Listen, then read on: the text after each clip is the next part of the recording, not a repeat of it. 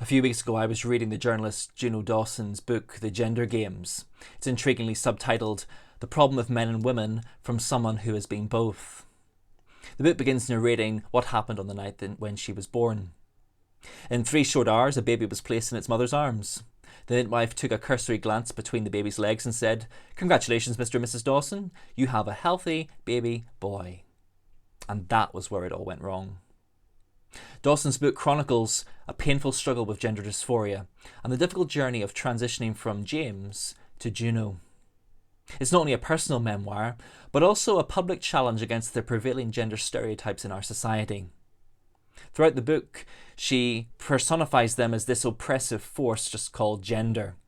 She writes, "From a very young age, despite gender's best efforts to steer me right, I displayed no interest whatsoever in traditionally male clothes, things and pursuits, and a keen interest in traditionally female ones." Initially, this led Juno to identify as gay, and later to identify as trans. Dawson concludes, "The fact that I finally get to be what I've always been, without pretending, is incredibly liberating. I spent 30 years pretending to be a man. The fun part is giving yourself permission to be whatever you want in life." Now that final sentence, that final claim is hugely significant, and we're going to consider it in a bit of depth and detail tonight as we answer this question: is the Bible transphobic? I think there are a lot of important truths that we need to hear from Juno Dawson's critique of the prevailing gender stereotypes in our society. But I also want to push back a little bit and ask the question, are we really self-sovereigns who can make and remake ourselves as we wish, who can define and redefine reality as we will? Or instead, are we guests at the table of God's greater reality, invited to find our place in God's better story? As we get started, I think we need to untangle 2 things that often get blurred together in this conversation. I believe that we can distinguish the medical condition of gender dysphoria from the cultural manifesto of the transgender movement. Gender dysphoria is a term used to describe someone who does not feel at home in their body. The NHS defines it as a sense of unease that a person may have because of a mismatch between their biological sex and their gender identity. This sense of unease or dissatisfaction may be so intense it can lead to depression, anxiety, and have a harmful impact on daily life. The only genuine and acceptable Christian reaction to our neighbours and friends who experience gender dysphoria is one of compassion and companionship, a listening ear and a supportive presence. As Christians who honour the teaching of the Bible as God's word and follow the example of Jesus, the Son of God, we recognise the unquestionable and inalienable value and dignity and respect owed to every individual created in the image of God. However, that same uncritical acceptance of individuals does not extend in the same way to the new ideas of the transgender movement. These ideas need to be carefully considered and examined in the light of scientific evidence, the personal testimony of those who are affected by them, and also the competing interests and rights of other people who are affected by them. And above all, in light of the words of God our Creator, the designer of male and female, of gender and sex. And that's what we're going to attempt to do tonight as we consider 3 things. First of all, the transgender story. Secondly, the other side of the trans story. And thirdly, the Bible's better story for gender. Let's get started. Let's think first of all about the transgender story. Several years ago, Time magazine printed this front page cover and declared that we have reached the transgender tipping point. There's this now normalization of a new understanding of what it means to be human that has repercussions for all of us who are humans. I guess it's important that we begin considering, how did we get here? What has caused us to reach this tipping point? In his recent book, The Rise and Triumph of the Modern Self, historian Carl Trueman suggests that there are 3 factors that resulted in this revolution in our self-identity understanding. First factor is there's been the rise of a new gender theory. It used to be taken for granted that biological sex and gender identity were integrally linked. They were 2 sides of the one coin. However, the new gender theories question whether there is any necessary connection between these 2 things at all. According to the new gender theory, on the one hand, there is your body, your biology, what's between your legs. But what really matters is your internal sense of identity. That's what's between your ears. And transgender activist Chaz Bono explains it this way. He says there's a gender in your brain and a gender in your body. For 99% of people, those things are in alignment. For transgender people, they're mismatched. This decoupling of identity and biology opens up the door to question the reality of gender, masculine and feminine altogether. For example, the influential queer theory scholar Judith Butler dismisses gender as not a reality, but rather as a social construct. It's like a script that's been written for us by our society, dictating the roles expected of men and women for them to perform. However, Butler says that we can ignore the script, we can rip it up, we can refuse to play along with this imaginary game, we can instead invent the rules of our own game, we can write our own script. It's up to every individual to decide who they are and to decide how they want to express their true selves. So that's the new gender theories that decouple identity and biology. Second factor is new technology. It used to be that in agricultural societies there were more distinctions between the roles of men and women because male physical strength was better suited to some of the heavy manual labour that was required. However, after the Industrial Revolution that brought mechanisation and the computer revolution that brought about digitalisation, the significance of physical differences between men and women has diminished even further. Furthermore, modern medicine has made it possible to radically change the body. Advances in hormone therapy and plastic surgery enable an individual to change their apparent sex of their body to fit with the gender in their mind. So there's these new developments of new technology. The third factor resulting in this revolution, this tipping point, is a new psychology. One of the most significant questions that each of us has to find an answer to is, who am I? We all, as we grow up, are on a journey of self-discovery. However, the way that we think about identity in modern times is unique in recorded history. The psychologist Philip Reeve has explained it helpfully in this little diagram. He says, in ancient times, political man found his identity through involvement in civic life and government. Then in medieval times, religious man found identity through engagement with sacred rituals and divine teachings. In industrial times, economic man found identity through employment in vocation and production. However, in modern times, a new kind of thinking has emerged with psychological man. Whereas in all of these previous eras, identity was found with reference to the world outside of yourself, in this final era, your identity is to be found entirely inwardly, looking inside of yourself, finding your true self, and pursuing your own happiness however you choose to define it.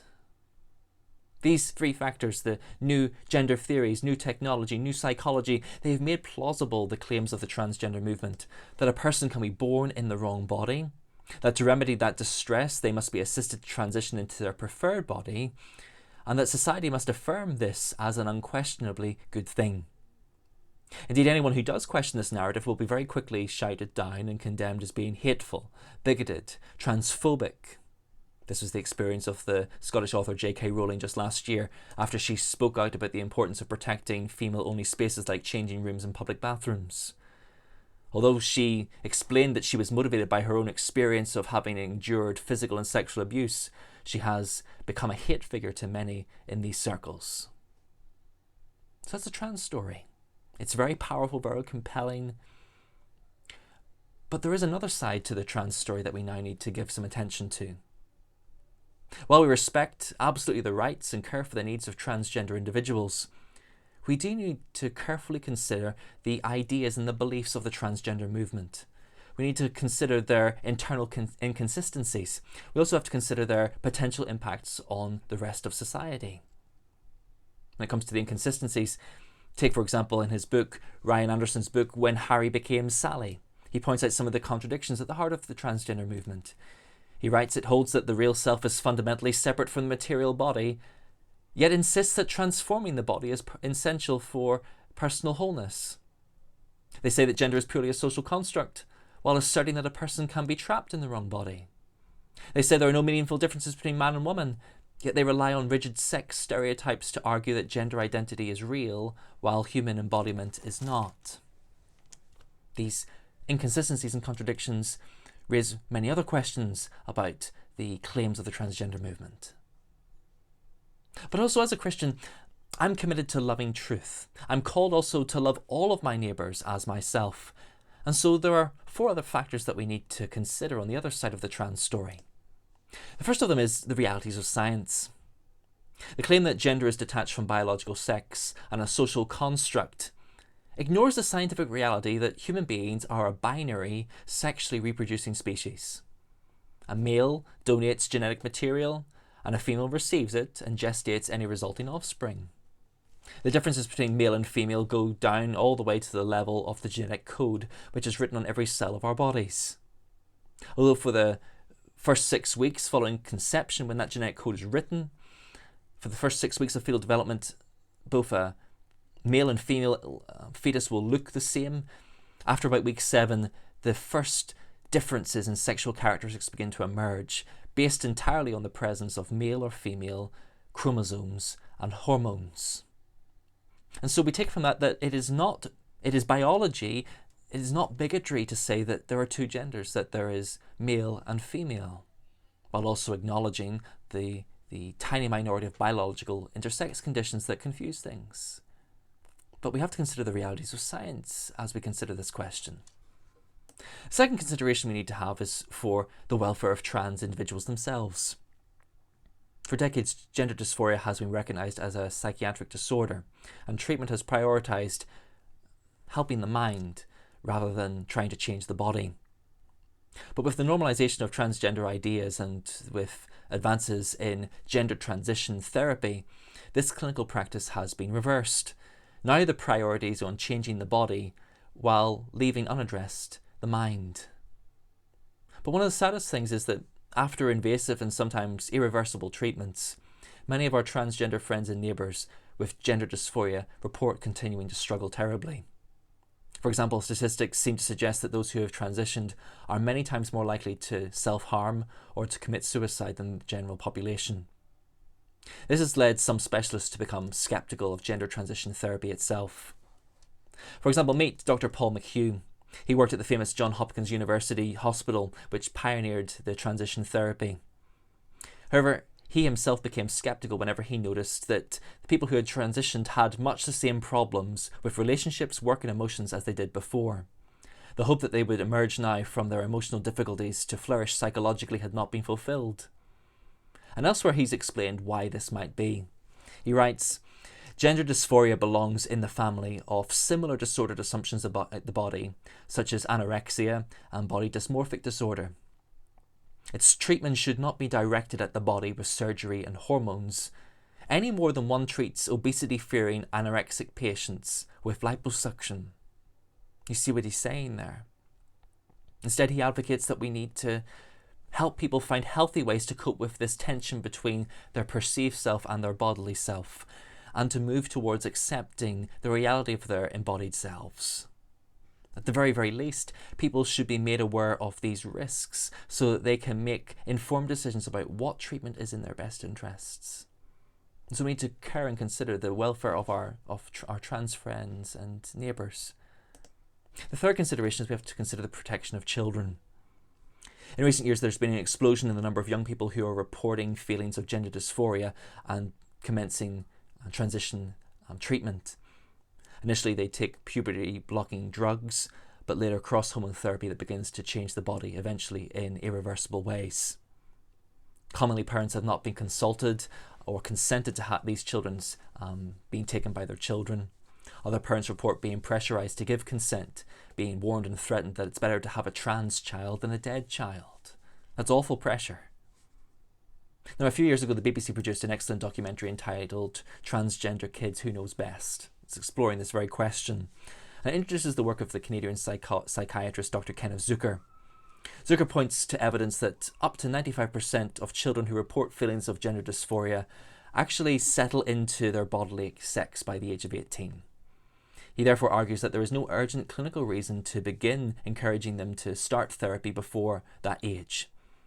Furthermore, he points out that many young people regret the choices that they made earlier in life, feeling rushed into making the decision without realising that there were other alternatives, without being able to have the maturity to weigh up the risks about the permanent changes involved. He also reports that sometimes a child's reports of gender dysphoria are the result of perceived social hostility against those who don't conform to gender stereotypes, or perceived social hostility to those who are same-sex attracted. And so he says for all these reasons, we need to slow down and not rush kids into starting this therapy. Also, more recently, Abigail Schreier has written her book Irreversible Harm, where she explores the question, why is it when up until 10 years ago the majority of people who were transitioning were men, and now, overwhelmingly, they are young women, teenage girls. And she knows that this seems to be following a pattern of young girls struggling with anxiety, with anorexia, with self-harm, and now with gender dysphoria. And she says we need to slow down before we perpetuate and do irreversible harm to our daughters, to our young girls. So we need to consider protecting children in those early, important, crucial formative years. The fourth and final consideration that we need to also bear in mind are the rights of women. Now, traditionally, feminism has sought to advance women's rights for equal rights and equal opportunities. However, many feminists are concerned about how these hard-fought and hard-won gains and rights are threatened by the abandonment of the concept of womanhood altogether. For example, we've already mentioned J.K. Rowling and her concerns about the protecting the safety of women-only spaces in public. There are also others who have concerns about maintaining a level playing field in women's sports. But many people who have raised such concerns have been shouted down. They've been accused of hate speech. They've been no-platformed, received death threats. They've even been labelled TERFs, trans-exclusionary radical feminists. But against that background, it's interesting to consider what journalist Debbie Hayton has to say. She herself has transitioned gender, and she says this: changing your legal sex is not the same as changing your wardrobe. We acquire rights and protections granted to women at the exclusion of men. Women are affected by this, and they must be heard. Also, traditionally, feminism has sought to liberate women's lives from strict and rigid gender stereotypes that have been used to devalue, demean, and discriminate against women for centuries. However, these same feminists are concerned that the trans movement is making a regressive step by reinforcing these same gender stereotypes of what it looks like to be male or female, and encouraging those who don't conform to those stereotypes to undergo the dangerous journey of gender transition. But what I want us to consider tonight is the possibility that there is a better way. Tonight I want to suggest to you that Christianity can actually help those who are struggling with both gender dysphoria and those who are confused about their identity because of these rigid gender stereotypes. That takes us to the third and final thing tonight, which is the Bible's better story for gender. The Bible tells us a better story that answers our question, who am I? What is my identity? What it means to be human? Gender in the Bible is a reflection of the great love story of the Bible. Male and female is a picture of the relationship between God and his people, who are not identical and who are not interchangeable. And tonight I want to read you a true story from Luke's Gospel, a story about Jesus that explores this idea more. It tells us that our gender is a gift. It's not an imprisonment. As Jesus and his disciples were on their way, he came to a village where a woman named Martha opened her home to him. She had a sister called Mary, who sat at the Lord's feet listening to what he said. But Martha was distracted by all the preparations that had to be made. She came to him and asked, "Lord, don't you care that my sister has left me to do the work by myself? Tell her to help me." "Martha, Martha," the Lord answered, "you are worried and upset about many things, but few things are needed. Indeed, only one. Mary has chosen what is better, and it will not be taken away from her." Now, there are two things I want us to focus on in this story. The first thing is just how Jesus treats us. This is a story, as you'll have noticed, about two women. One fulfills the role socially expected of her, while the other does not conform. When Jesus arrives at their home, Martha busies herself in the kitchen seeking to be a good host to the guests. That's why she gets angry at her sister Mary, who's sitting at Jesus' feet, adopting the posture of a student, which in that society was a man's place alone. Eventually, her frustration bubbling over, Martha asks Jesus to rebuke Mary, to redirect her to help in the kitchen. However, much to Martha's surprise, Jesus gently rebukes her. He affirms Mary's chosen behaviour. This is just one of the many examples of how Jesus treated women in a countercultural way. At a time when it was said it was better to burn the Bible than teach it to a woman, here is Jesus rejecting those social prejudices. He treated women and men, young and old, with dignity and respect and value and love. He treated everyone just as God would treat them, because of course that's exactly who he is, God come in the flesh. The Bible that Jesus is teaching from declares on its very first page the revolutionary truth that human beings are made in the image of God. Elsewhere, Jesus affirms that in creation God made them male and female. This means that both sexes are equal in worth and glory before God. But also both these sexes are different. And those differences between the sexes are glorious. Men and women are obviously physically different, but also different in other ways too. For example, take a look at this graph. It's of the heights of men and women in the United States. Men are on the right, women are on the left, and you'll notice, first of all, that on average, men are taller than women. However, you'll also notice that in between those two curves, there is a sizable overlap. There are many women who are taller than average. Now just think about this. Just as there are peaks and overlaps in the distribution of physical traits between men and women, what if there are also peaks and overlaps of masculine and feminine personality traits distributed between the sexes? I think that many gender stereotypes go wrong when they fail to recognise this overlap. In fact, these stereotypes can cause an awful lot of confusion and pain for people. For example, the Christian author Nancy Pearcey, in her excellent book Love Thy Body, tells a story of a young man who always seemed to be different from other boys.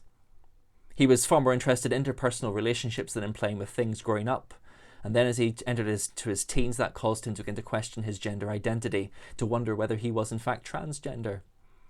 However, his parents reassured him, it's not you that's wrong, it's the stereotypes that are wrong. He had to realise that it was okay to be a man who was gentle and emotional, who cared about people more than sports. Particularly helpful was when his parents introduced him to the Myers-Briggs personality tests that showed that there are many different personality mixes possible for both male and female, for both sexes. Perhaps that's why the Bible has far more to say about the characteristics of a godly person comparatively than it has got things to say about the definition of masculinity and femininity. The wonderful thing to notice in our story is that Jesus doesn't treat people according to the social gender stereotypes. Rather, he honours and loves each individual made in the image of God. He teaches them and shows them how they can play their part in the story of God's kingdom. And so how Jesus treats us is good news for all of us who struggle with gender stereotypes. Second thing I want us to notice tonight, and this is the last thing as well, is that what Jesus teaches us. Jesus tells Martha that Mary has chosen what is better. Not better because learning is better than serving. Not better because socially men and their roles were superior to women and their roles. But because while Martha was busy doing things for Jesus, Mary was listening and learning about what Jesus was going to do for her and for the salvation of the whole world. You see, the Bible recognises that although God created all things well, that all is not well in this world with its people any longer. We have turned away from God and his good designs for us, seeking to self-direct our lives, to self-define ourselves. That's the Bible's definition of sin. But in abandoning our Maker's instructions, we've also ended up breaking ourselves in countless ways. For some of us, that brokenness manifests itself in gender dysphoria. But at various times, all of us feel uncomfortable with our bodies in various ways and for different reasons. Nevertheless, there is hope. Because Jesus has come into this broken world as one of us. He has reached down to us. He has suffered and died for our sins in order to lift us back up to God and give us a new life where we can live into God's good designs rather than working against them. With that in mind, as we finish up tonight, I want to share with you something from the conclusion of Andrew Walker's book, God and the Transgender Debate.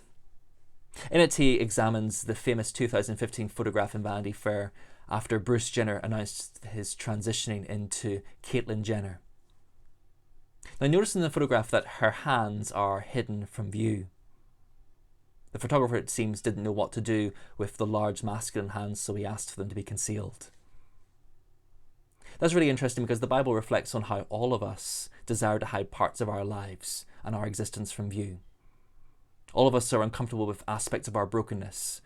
We're ashamed of our badness. We're all very good at hiding from God. However, Jesus is the God who has come to find us, and he embraces us with his nail-scarred hands. Walker writes, "His hands were and are a reminder that he was broken so that you and I can be restored, mind, heart, and body." The holding out of Jesus' scarred hands show that there is a way through and out of all of our struggles and brokenness. It is to come to him and to find forgiveness from him, transforming through him and forever with him. And so, how Jesus treats us and what Jesus teaches us is good news for all of us who struggle. Those of us who struggle with our gender, but all of us who struggle with all sorts of things in our lives. That's the better story of the Bible for gender. Love you to be able to ask some questions now that we're going to turn to and answer. Just go to slido.com, go to our event, numbers 40422. 40422. Let's turn and answer your questions now.